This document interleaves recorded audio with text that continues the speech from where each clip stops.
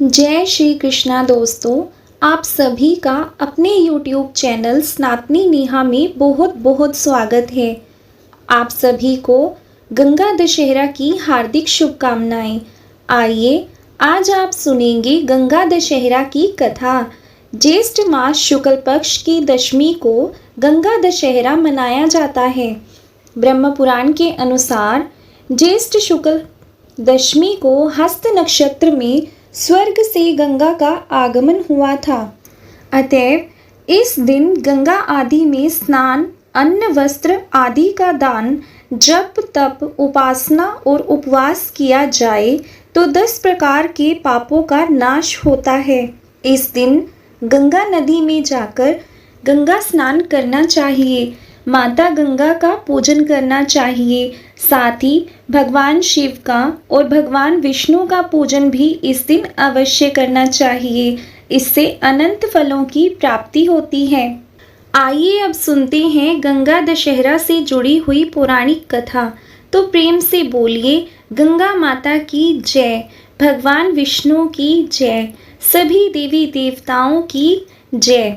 प्राचीन काल में अयोध्या में सगर नाम के राजा राज्य करते थे। उनके केशनी तथा सुमति नामक 2 रानियां थीं। केशनी से अंशुमान नामक पुत्र हुआ तथा सुमति से 60,000 पुत्र थे। एक बार राजा सगर ने अश्वमेघ यज्ञ किया। यज्ञ की पूर्ति के लिए एक घोड़ा छोड़ दिया। इंद्र यज्ञ को भंग करने हेतु घोड़े को चुराकर कपिल मुनि के आश्रम में बांध आया। राजा ने यज्ञ के घोड़े को खोजने के लिए अपने 60,000 पुत्रों को भेजा।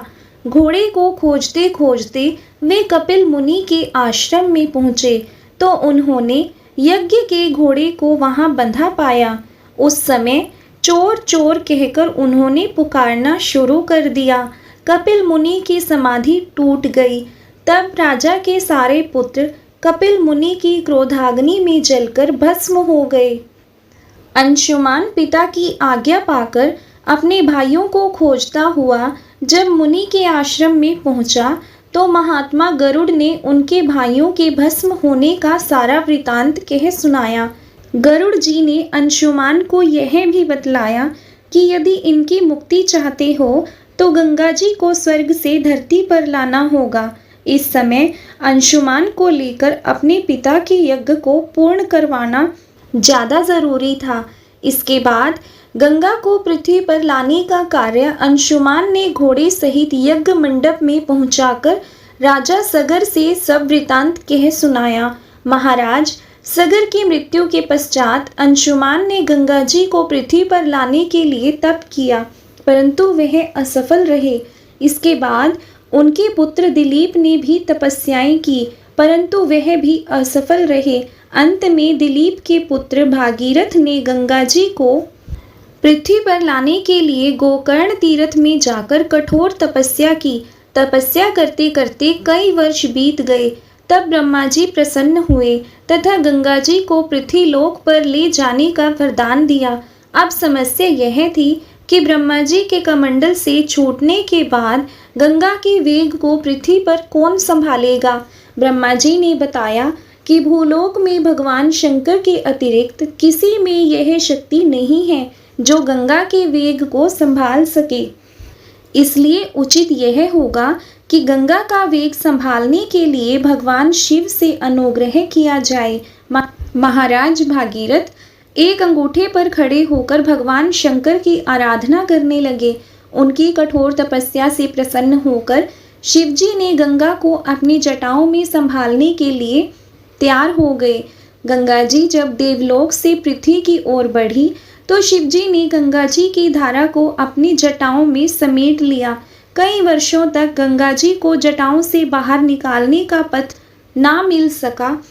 भागीरथ के पुनः विनय करने पर शिवजी गंगा जी को अपनी जटाओं से मुक्त करने के लिए तैयार हुए। इस प्रकार शिव की जटाओं से छूटकर गंगा जी हिमालय की घाटियों में कलकल निनाद करके मैदान की ओर बढ़ी।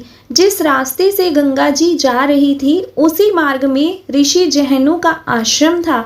तपस्या में विघ्न समझकर वे गंगा जी को पी गए।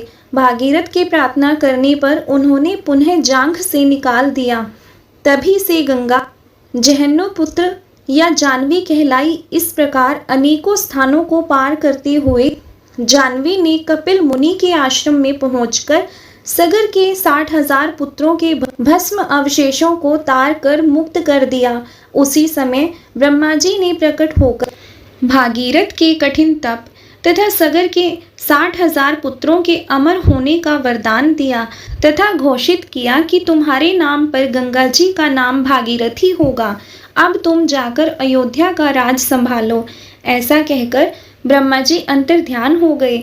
इस प्रकार से जो भी सच्ची श्रद्धा के साथ गंगा दशहरा के दिन गंगा जी में स्नान करते हैं या दान पुण्य का कार्य करते हैं, माता गंगा का, भगवान शिव का और भगवान विष्णु का पूजन करते हैं तो उनके सभी पाप नष्ट हो जाते हैं।